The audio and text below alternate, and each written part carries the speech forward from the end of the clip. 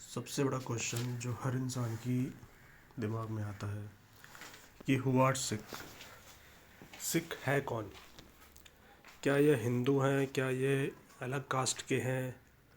कैसे बने सिख? हर सवाल का जवाब आपको लॉजिकली दिया जाएगा।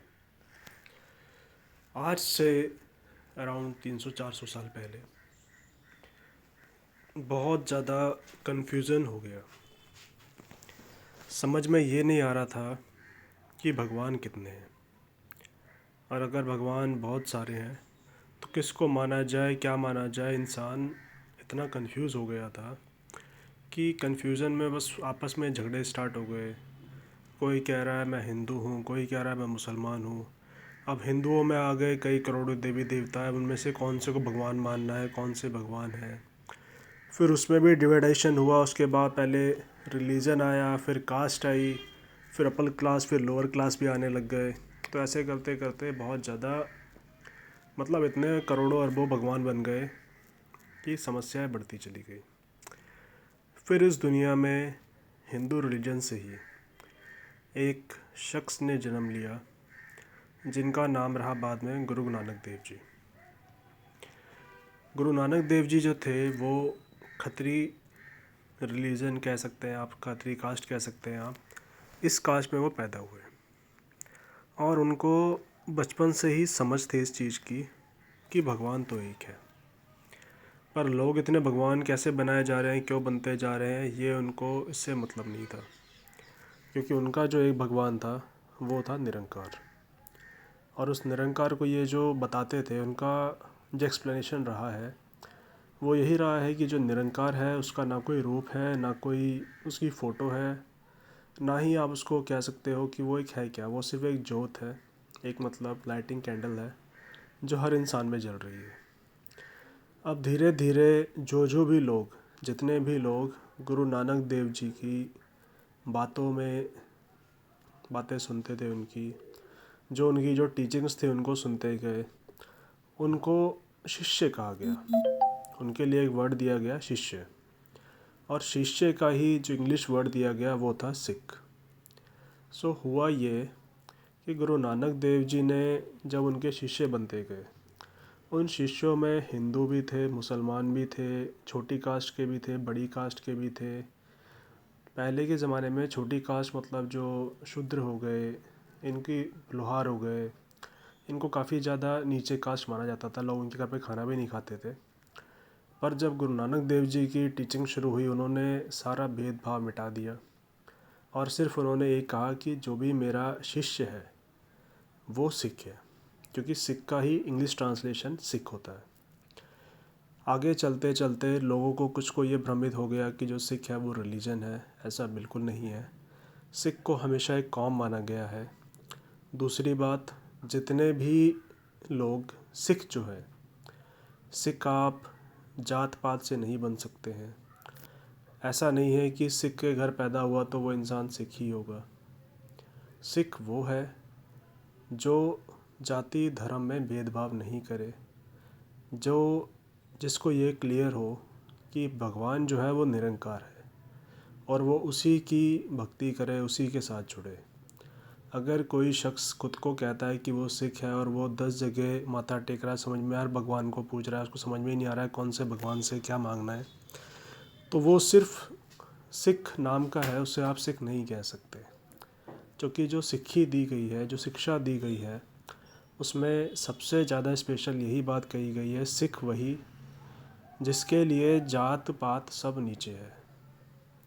और अगर कोई जात पात के बारे में बात कर रहा है तो फिर उसको आप सिख नहीं कह सकते हैं।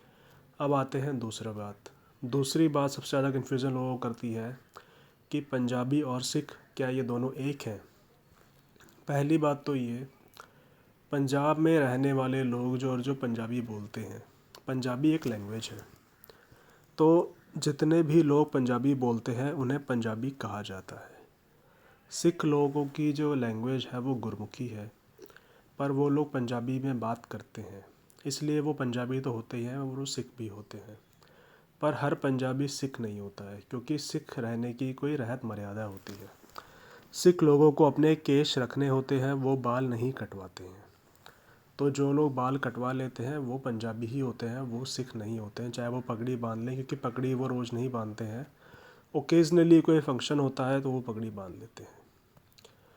बाकी इसके अलावा किसी को भी कोई और शंका हो सिख धर्म के बारे में, जिनको ये समझ में नहीं आ रहा हो कि सिख एक्चुअल में कौन है, या उनको ये कन्फ्यूज़न हो कि सिख होना क्या है, क्योंकि हर बार ये पहली बार नहीं है कि हिंदू मुस्लिम जातिवाद, ये पहले के ज़माने में भी लाया जाता था, आज भी लाया जा रहा है। पर कोई भी सिख इस चीज़ में इन्वॉल्व नहीं हो सकता है, क्योंकि सिख को ये सद्बुद्धि गुरु महाराज ने दी हुई है कि जो सिख है वो हिंदू मुस्लिम के जातिवादों में नहीं फंसेगा। उसे पता है कि उसकी कोई जात धर्म नहीं है, उसका कोई रिलीजन नहीं है, उसे सिर्फ निरंकार को ही मानना है। 10 गुरु रहे हैं सिख धर्म में, पर वो गुरु ने कभी भी ये नहीं कहा कि तुम गुरु को पूजो। गुरु को माना गया है कि वो एक रास्ता दिखाते हैं इंसान को। गुरु एक माध्यम है आपको निरंकार से जोड़ने के लिए। तो किसी भी गुरु ने ये नहीं कहा कि आप हमारे नाम को याद करें या फिर हमारी पूजा करिए।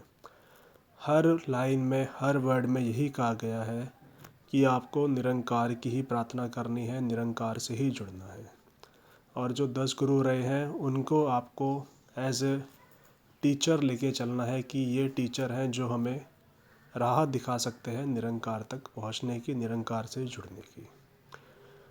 आई होप जो भी इस वीडियो को देख रहे हैं, जो भी इस पॉडकास्ट को सुन रहे हैं, उनकी काफ़ी सारी कन्फ्यूज़न दूर हो गई होगी कि आप सिख जो हैं, खुद को आप जो सिख कहते हैं, वो सिख खुद नहीं बनते हैं।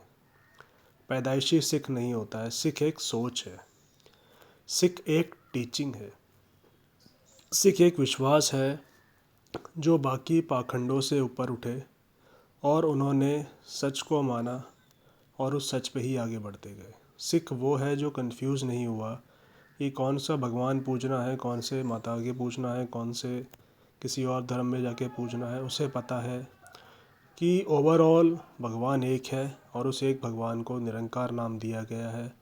कोई रूपरेखा नहीं है, कोई फ़ोटो नहीं है, कोई कुछ अस्तित्व नहीं है।